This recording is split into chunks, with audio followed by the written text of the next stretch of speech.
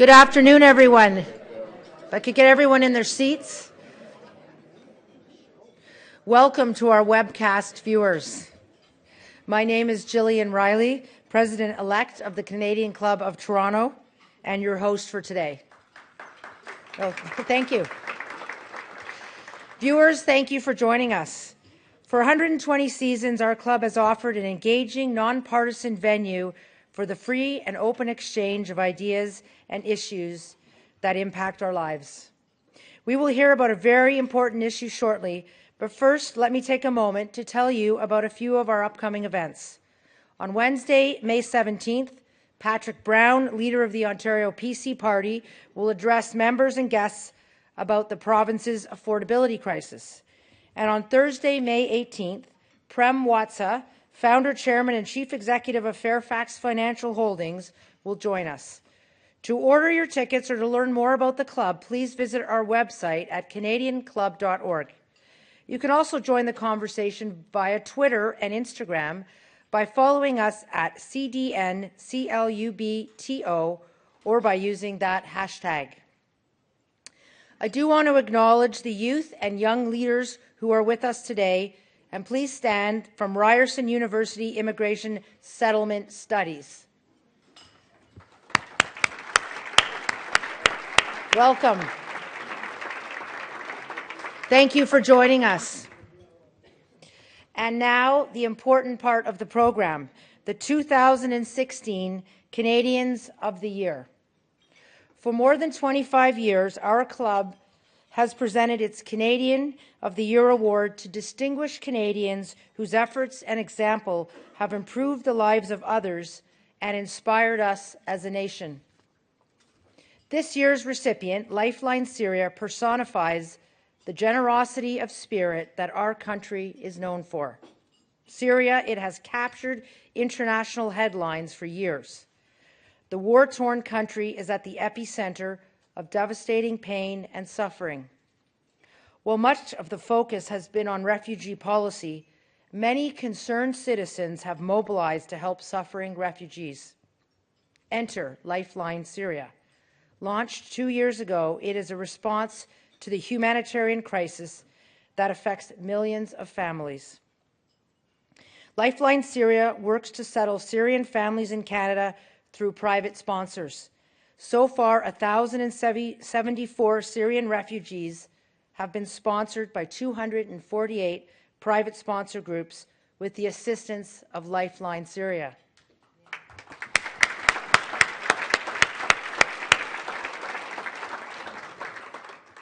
But the crisis in Syria continues, and there is still more work to do. Frank Palme is the chair of Lifeline Syria and a director since 2015. Frank himself was a refugee and is passionate about Canada and its private sponsorship program. Frank is also senior counsel at the Macmillan Law Firm and the national co-chair of Financial Services Regulatory and Cybersecurity. It gives me great pleasure to invite Frank to address us at this time. Welcome, Frank. The Canadian Club of Toronto podium is yours.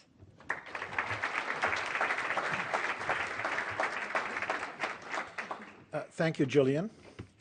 This wonderful club called Canada, this Canadian club whose citizen members came from every corner of the world, has recently been called a shining beacon in a darkening world. Throughout its history, Canada has welcomed and at times encouraged immigrants to settle here. But Canada has gone beyond that by extending lifelines to refugees. The first lifeline was extended to Hungarians in 1956, more than 60 years ago. 40,000 Hungarians, including my family and I, were beneficiaries of that lifeline, for which we will be forever grateful. In 1979 and 1980, the lifeline was extended to more than 60,000 refugees from Cambodia, Laos, and Vietnam. The Office of the UN High Commissioner for Refugees took the unprecedented step of awarding its prestigious Nansen Medal to the people of Canada to the people of Canada for their compassionate response to the Indochina refugee crisis. Why the people of Canada? Because 1/2 of the 60,000 refugees came through private sponsorship, involving groups of Canadians coming together to sponsor, pay for, and help settle the refugees. Almost 40 years later, Canada is still the only country in the world that has a private sponsorship program.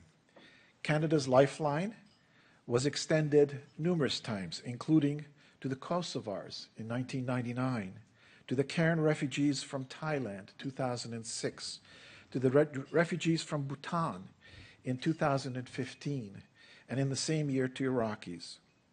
During the federal election campaign in the fall of 2015, the Liberals promised to extend the Lifeline to 25,000 government-sponsored Syrian refugees who had fled the brutal conflict that has been raging now for 6 years. Canadians responded by giving Justin Trudeau and the Liberals a majority. Through the generosity of Canadians, more than 15,000 additional Syrians have been privately sponsored, allowing them to make Canada their new and safe home. It is in respect of this additional group of refugees that Lifeline Syria has played a small role, and for which we at Lifeline Syria are humbly grateful to be recognized today by the Canadian Club.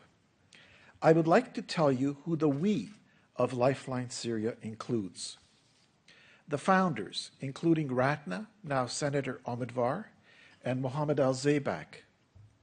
The members of the board of directors, both past and present, our dedicated and passionate staff who are here amongst and with us today, our wonderful volunteers, our partners, including Ryerson University, the SAWs that submit our cases, especially the United Church of Canada, the settlement agencies, especially COSTI, the Refugee Sponsorship Support Program that has organized hundreds of lawyers to donate their time free of charge to help the refugees complete their applications and prepare for the interviews, and the Toronto Foundation, which holds more than $1.3 million of sponsorship settlement funds donated by Canadians. Our funders, including the Province of Ontario, City of Toronto, and the Slate, McLean, McConnell, Laidlaw Counseling, and Toronto Law Foundations. And above all, the sponsors and the Syrian refugees. As Gillian said, more than 1,000 of whom have been granted permission to settle in the GTA. They are the ones who helped make this possible, and this recognition rightly belongs to them.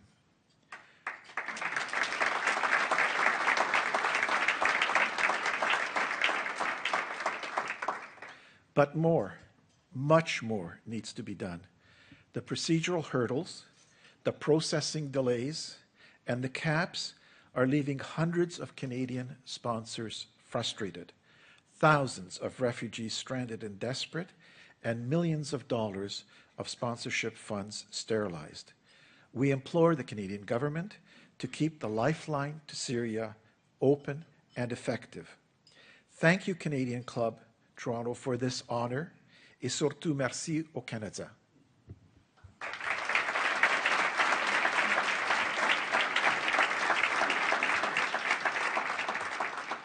If you would please turn your attention to the screens, we are happy to share with you a video that Lifeline Syria has prepared for this special occasion.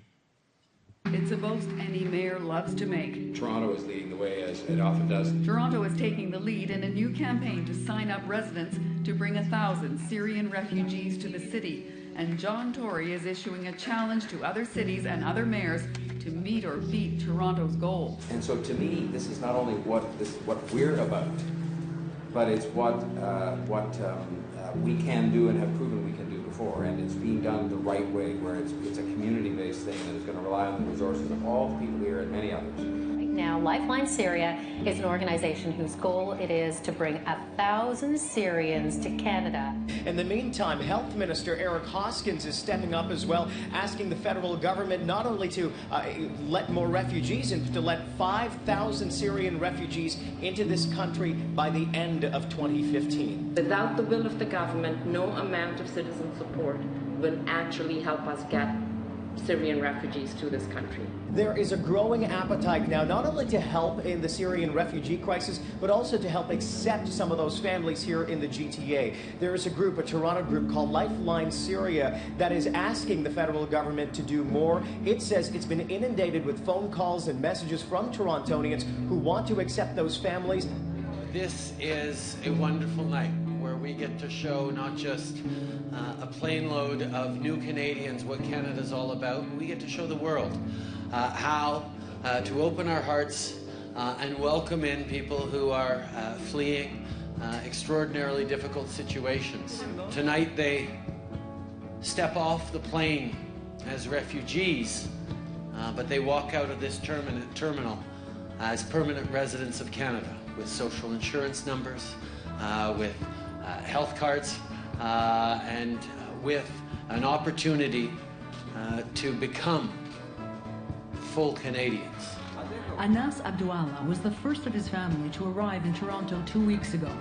As if by instinct, the Syrian refugee started recording the moment the rest of his family appeared. This is where a strange new life begins, and they are each other's lifeline. Regular airport anticipation is a scene that's played out across the country as Syrian refugees are welcomed to Canada. It's not every day that we get the privilege to play a small part in somebody else's lives and to help them start a new life, especially in this beautiful country. This almost looks like Canada. Like thousands of Syrians, this family is sponsored by individuals like Claudia. They club together to respond to Syria's refugee crisis. It's such a unique thing, I think, in Canada to be able to form a private group that can sponsor a family. So I think it would be great if that goodwill wasn't listed. I see my future now, and I have something to do it here, and I like Canada so much.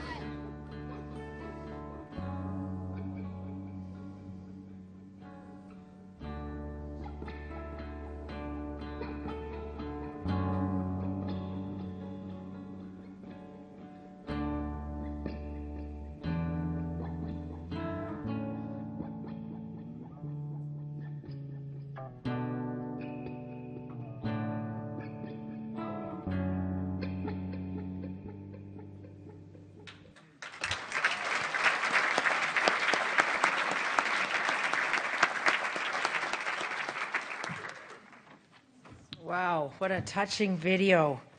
Thank you very much, Frank. I'd like to invite Mohammed Al-Zaibak to join me on the stage with Frank.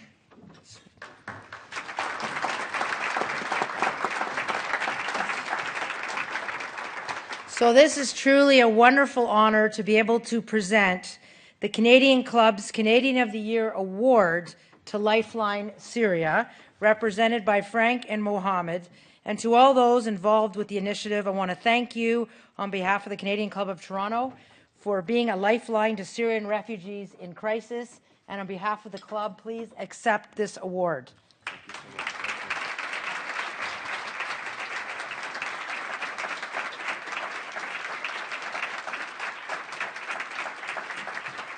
Wow, this is a great honor. Truly great Canadians. Thank you so much.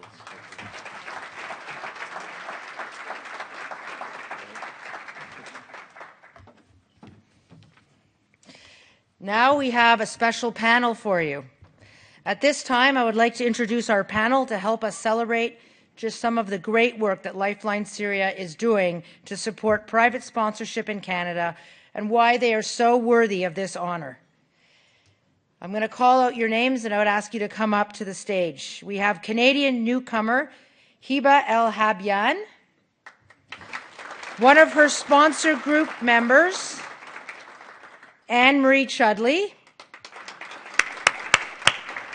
and Lean Al-Zaibak, Lifeline Syria board member. And we are very thrilled to have one of Canada's most respected broadcast journalists, and she's here to moderate the discussion. CBC senior correspondent Susan Ormiston has covered major news events from 25 countries, including Syria. Members and guests, if you have comments or questions, please fill out a Q&A card at your table, and one of our staff will collect them. Panelists and Susan, the podium is now yours. Thank you. Thank you, Jillian. Thank you all for being here. I can't think of a better recipient this year than Lifeline Syria. And I think all of us know that in the years to come, this is a historic moment for Canada, another one. For me, I was in Lebanon in November of 2015, just after the Trudeau government was elected and made good on their promise to bring in 25,000 at a minimum government-sponsored refugees. And one of the moments I'll never forget in my long career was at Beirut International Airport on a Sunday when the family you saw at the very end of this video, Ibrahim and Zainab and their 4 children, were leaving the Middle East to come to Canada. And those are very moving scenes about arriving in Canada at the airport, tears, joy, acceptance, welcome. But we do need to recognize that at the opposite end of that, there's a lot of fear, trauma, and sorrow leaving your country. It's not an easy thing to do. So there I was in Beirut, where Zainab and Ibrahim and their 4 children were saying goodbye to their mother, the children's grandmothers. And Ibrahim, a strong Syrian man, was trying to be strong, but the tears were flowing as he hugged his mother goodbye, she knowing she may not see those grandchildren ever again. And they were one of the first families in late November 2015 that got on a plane in Beirut, Lebanon, and arrived in Windsor, Ontario the next day in the middle of winter. It's a momentous decision. It's a courageous decision born out of desperation. It's not made easily. And today I'd like to talk to many of the people who know this story well, Hiba, who experienced it, Anne-Marie, who was on the receiving end, and Lena, part of the amazing group that helped all this happen. I'm going to tease out their stories a little bit, and hopefully we'll have time for a question or two. Hiba, thank you for being here. Thank you very much. Hiba, in 2012, you felt with your young son and husband that you had to leave Syria. Yeah. What was going on in Hama at the time? Do you know there was the war, bombing all the time, and also they arrest the people. So the situation was very dangerous. And also something happened with my husband because when he was in the car, someone put the gun in his head and he tried to kill him. So we decided to leave Syria for this reason. And also my kid started to beat his nails and stammering. So for your son was nervous and scared. Yeah, he was 3 years old. So you went to Jordan, as tens, hundreds of thousands have. What were you thinking then? Were you thinking, I'll go for a few weeks, a month or 2, and then go home? Yeah, we thought that it will be like maybe 2 or 3 months, and after that, everything will be okay, and we will return to our home. And that didn't happen. Yeah. We are very frustrated for that, and we hope the situation will be better than now. You have family there still? Yeah. That must be hard. Yeah, so much. Because all the time we are nervous and we don't feel that we are good because we are...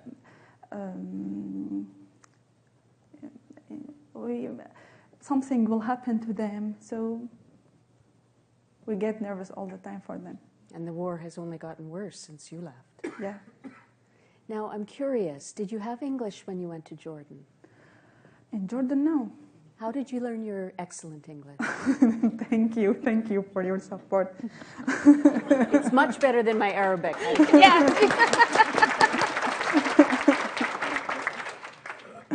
How did you learn it? I heard that maybe you watched movies on YouTube in English. Yeah. Yeah, when I was in Jordan, I started to listen to the English songs maybe, and also movies in English to improve my English. Incredible. How did it happen that you were able to apply to go to Canada? Okay, my cousin told me there's Lifeline Syria here in Canada, and you can apply for them, and they will help you to come. So that happened, and I applied. And after 2 months, my cousin also phoned me, and he told me there is a new family. They will sponsor you, and they will contact with you, and maybe during 2 or 3 months you will be able to come to Canada. So it was a big day for us. It was really a miracle. Timing is everything, isn't it? Yeah. So Anne-Marie, perfect segue to you. So there you are, that family. What made you decide to step up with your 5 siblings? Yes. 5 siblings and form a group and say, we're going to do this? I think that, like many people, we were becoming increasingly aware of the crisis and the need. And my 5 siblings and I and their adult spouses started to talk about it. I think the seed or the root of our interest and commitment to engaging in a private sponsorship of Syrians was from our teenage years, when there were 6 kids in the house, and not a big house. We all shared bedrooms, but I'll never forget the knock on the back door, and it was an 18-year-old from Vietnam, and my parents had privately sponsored somebody from in the Vietnamese boat crisis. And so his name was Le Phui, and we lived with us for 2 years and became part of our family. And since then, the 6 kids, we've seen our parents sponsor many different groups from many different countries, sometimes on their own, sometimes with their church. So I think that formative experience of just seeing it, I look back when it happened, it was like, what's going on, and let's get a map and try and figure out where this guy's from. But looking back, it became a very significant experience, and yeah, my parents are here today, so congratulations. Raising excellence. I've heard that so many times from people I've interviewed who are sponsoring, that it came through the family. It's amazing, really. Now, you put in your sponsorship in late November 2015, expecting that it would happen, like they'd come quickly. Yes. I'll never forget, it was the Monday after the Paris attacks. I was really feeling there needs, that day, more than other days, there needed to be that kind of action. And so we submitted it I think it was around the 16th of November, and we were matched. It was a great email on December 24th. You've been matched with a family, and be prepared, they may come within the next 2 weeks. And so over the holidays. It was really exciting and scary and wonderful. And what happened was it was delayed. It was delayed with the sponsorship agreement holder, and then Lifeline Syria. And I have this here because we're a private sponsorship group with Lifeline Syria. It's really, they helped us so much. And they arrived on June 30th, just because of the delay. There was a lot of things going on. I was on the other end of this in the Middle East, watching the government trying to push this great group of people through the pipeline, get them verified, tested, get all the documentation in. So it took a long time. But June 30th, so Hiba and you got together on the eve of Canada Day. Yeah. So your first full day was Canada Day. Yes. Yeah, and we went to see the celebration and the balloons with my family in the park. It's a real cultural adjustment nonetheless, though. Anne-Marie, you and your group for 2 weeks, trying to get them settled in. Tell me about that.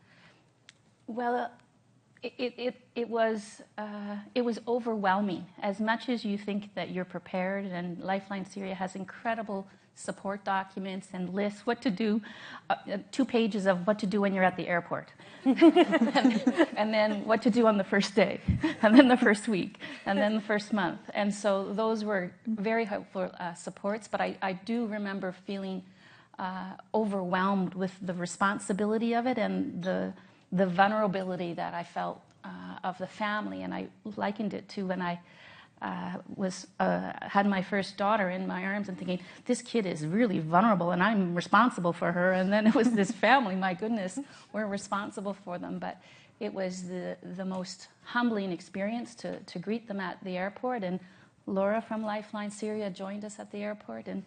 And yes, their first full day is Canada Day, and it will never have, it's forever going to be a different kind of special day. Every day is that day was a big day. Today's a big day. Every day. Every day is a big day for us. Yeah. Hiba, I was sitting at lunch thinking, I can't imagine that you would have imagined you would be sitting at the Canadian Club in Toronto, barely 9 months. I'm surprised now. Anne-Marie, one more thing. You told me that there were double stressors in your life around the time that this family arrived, and that you learned something from Hiba. You learned about courage and thought about courage when you were going through that. Yes.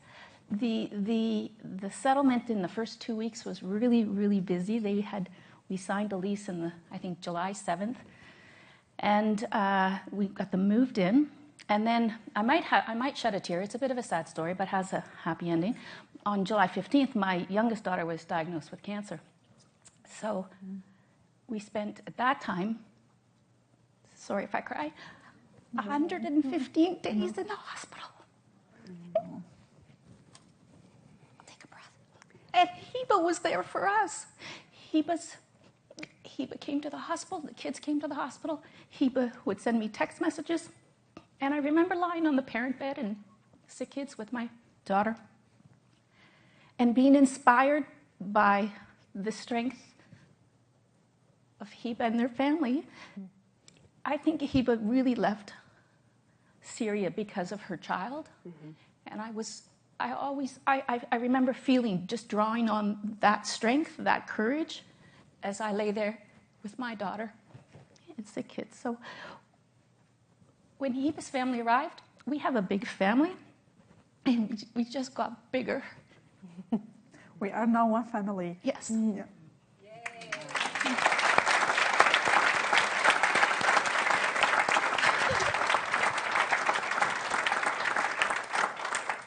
You're lucky to have found each other. Yeah, really. Two mothers. We are very lucky for being with them.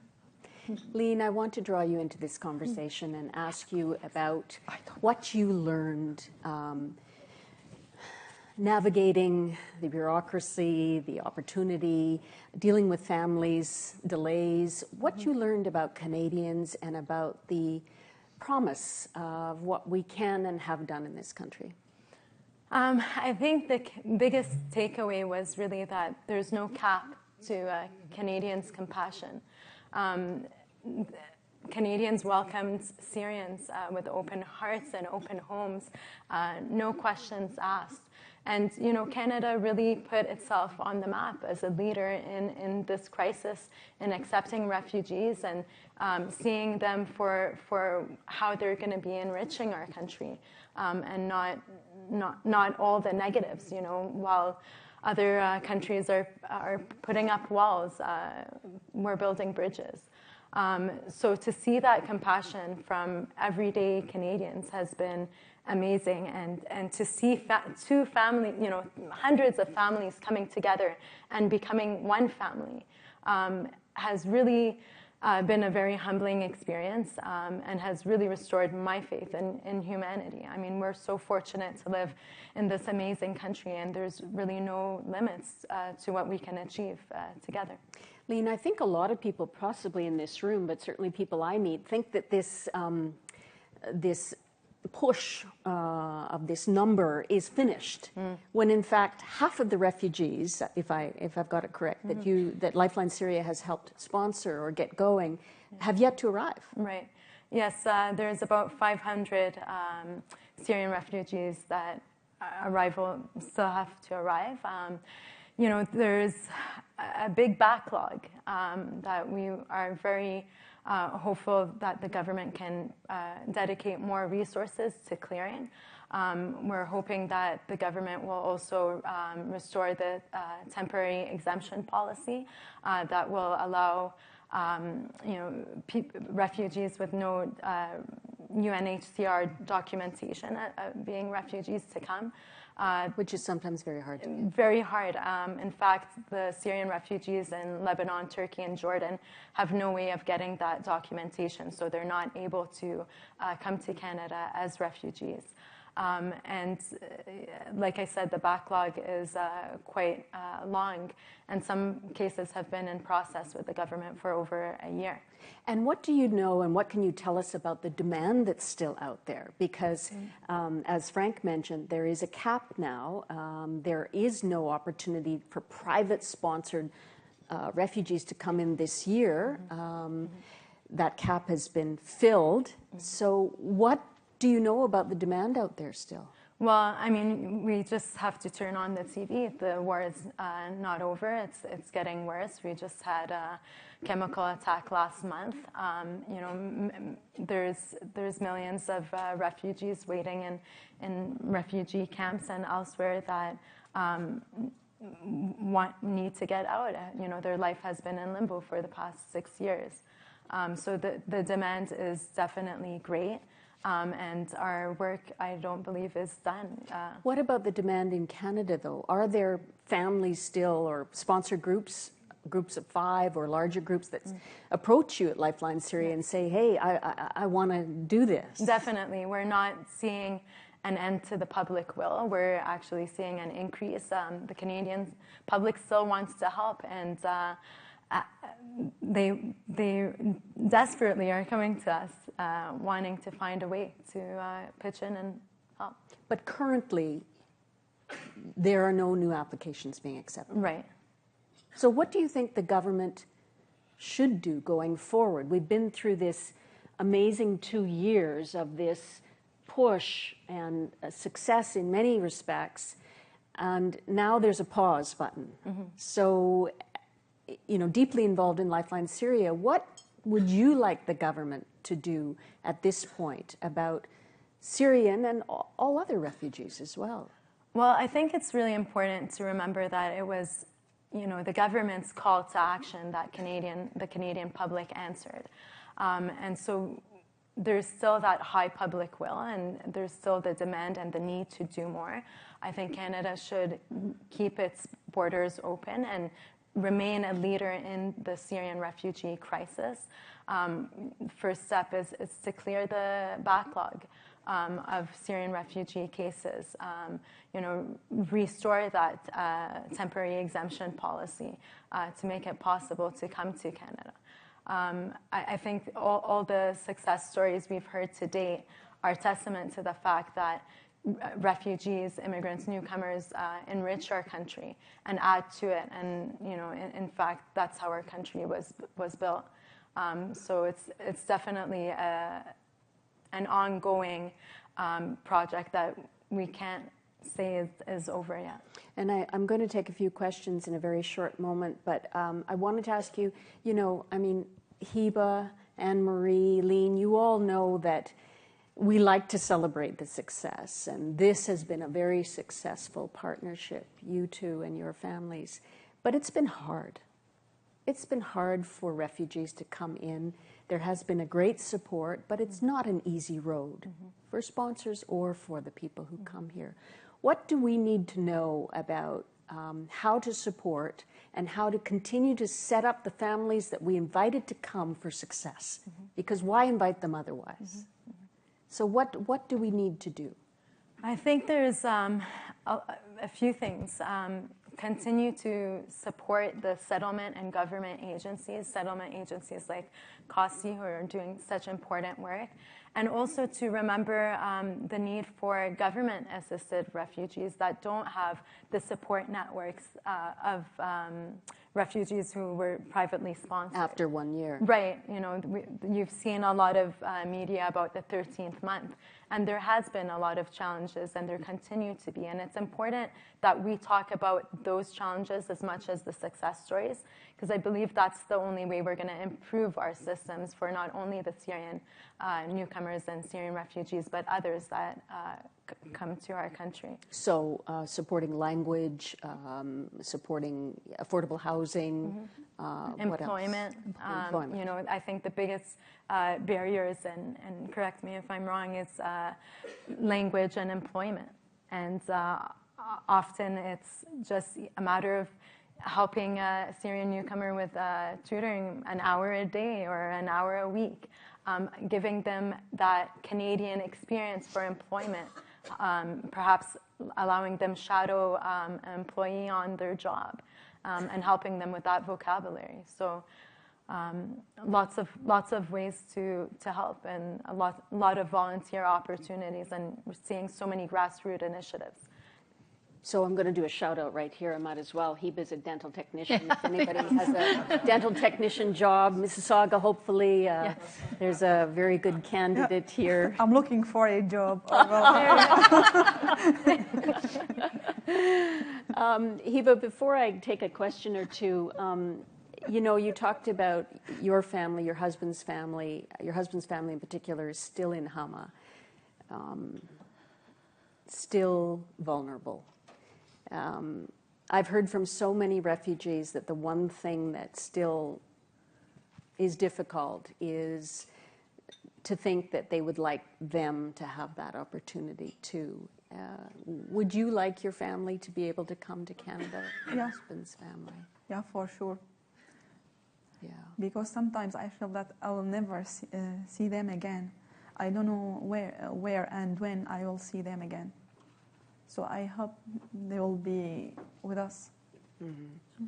Family reunification is still a big issue, and there's a narrowing opportunity for that right now, as I understand. Okay, I've got a couple of questions here. And Heba, what has surprised you the most about Canada? When I came here, everyone speaks English, so sometimes I act that I understand, but I don't understand. Yeah, okay, it's fine. Lean, is there a way for the public to put pressure on the federal government to allow more private sponsorships for Syrian refugees? For sure. I mean, you know, there was that opportunity. This didn't happen without the opportunity of the federal government, for sure, but I really firmly believe it was the public will and the pressure and demand that they put on the government that really, you know, moved the dial on it. So get active in your constituents, in your ridings, connect with your MP, your MPP, and continue raising awareness. You know, we need to continue this discussion. So.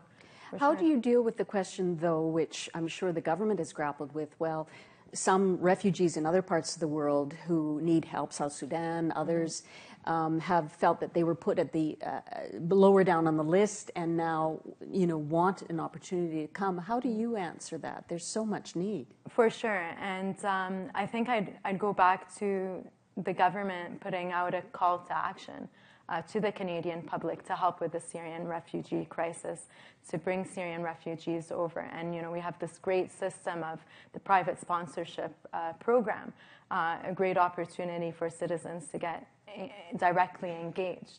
And that's what I would. And what is Lifeline Syria's, what does your future look like? What will you be doing now as you go forward? You've been recognized here today, but your role changes, it evolves. Sure, and well, we're still waiting for many more cases to arrive, and the cases of those Syrian newcomers that have arrived, we're taking care of them and trying to support this sponsorship groups and support them in any way that they need. So trying to get the Syrian newcomers that have come settled in and set them up for success. Anne-Marie, last question to you. What have you learned? What's the thing that sticks out? Perhaps the most challenging thing that you had to deal with Heba and her family, and what does that say about where you think support still is needed? Susan, can I just say I think there are about 4 questions in that. So I don't know if I can tackle all of them. Pick one. What I've learned is that a small group of people, can make a huge difference. Can open your doors, and just from a conversation, starting to wonder about let's do this, to changing the lives of a family. That's what I've learned. And the challenging part was the waiting, and we were hoping that they would come in the new year after we had that email. And I remember telling Hiba on Skype that, and the government pays for your airfare and your medical exams there. In fact, that window shut before they arrived. And so there was sort of I did not like that conversation when I had to tell Hiba before they even arrived that, our government was not able to pay that fund for them. So that was a bill that, was not an expected one that we had not planned for. But I'm trying to think if there was another part of the question. There's one thing I just wanted to bring out just very briefly before we end. You told me a story about Hiba's son about going to school. He liked it so much. I'll tell a story about each son. Safi's Just briefly. Safi's in grade 1, and he came home in his first week. We were a little worried about how he'd do at school, and he said to his mom he wanted to go to school every day twice, which meant he wanted to go back. And I was always FaceTiming Hiba when we were in the hospital, and would be talking. And Rafi, 3 years old, who traveled to and from his father's language school every day on the bus, and he would pop his hand in behind Hiba and say, stop requested, with a smile from ear to ear, because those were the first English words he was speaking to me. Stop requested. Those are 2 stories, but 2 boys. That's really cute.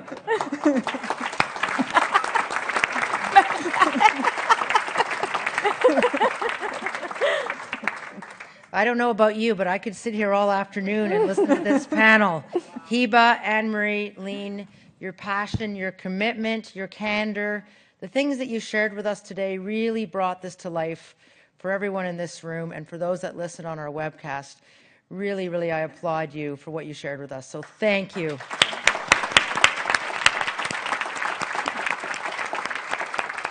And of course, Susan, you are an outstanding moderator. Your insight and your way to ask questions is excellent and really brings out the best. So thank you for being with us, Susan. And to our award recipient today, Lifeline Syria speaks to the ideals that we celebrate in our award recipients: commitment to improving lives and to making a positive impact. As a result of your kindness, you have touched not only the lives of those you have sponsored, you have touched our lives as well. We wish you continued success as you proactively intervene to offer a lifeline to Syrian refugees, and it's very apparent there's a lot more work to be done. So thank you. And congratulations on your outstanding award. We would also like to thank MediaEvents.ca, Canada's online event space, and VVC for live streaming today's event. To learn more about the club, please visit us at canadianclub.org. This concludes our event. Thank you for joining us today, and we hope to see you again soon.